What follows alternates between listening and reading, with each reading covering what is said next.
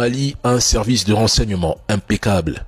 Elle expliquait à Serge Daniel que le gouvernement malien n'est pas dans la réaction improvisée, il est dans la traque patiente. Les services maliens étaient en pleine opération. Comment le gouvernement pourrait-il annoncer qu'une opération aussi délicate est en cours visant à démanteler tout un réseau? Comment Serge Daniel a pu révéler aux trolls qu'il y avait plusieurs arrestations au Mali tout en évitant soigneusement de mentionner qu'un agent de la DGSE était concerné? N'était-il pas au courant?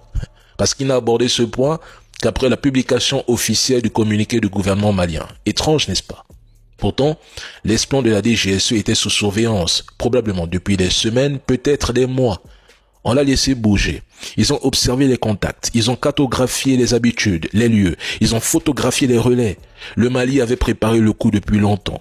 Les services maliens savaient que le fameux diplomate français opérait à double casquette. Ils ont simplement choisi le moment idéal où la preuve est irréfutable pour l'arrêter. La vraie bombe, c'est peut-être que les services maliens ont filmé, archivé toute l'opération. Et si demain Paris nie le complot, Bamako peut sortir la preuve. Photo, enregistrement, objet saisi. Et constat. Le jour de l'arrestation, Paris jouait la carte de la fermeté. Elle exigeait sa libération. Mais 2 jours plus tard, elle est passée aux négociations. Sans logique. On ne négocie pas avec un gouvernement que l'on qualifie d'illégitime si celui-ci ne détient pas des preuves compromettantes impliquant un agent des services extérieurs.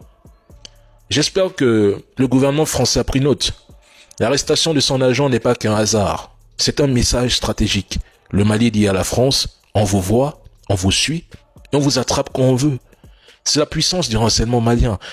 On peut bien nous accuser de propagande, mais le temps a toujours fini par nous donner raison. Et c'est bien l'essentiel de la famille.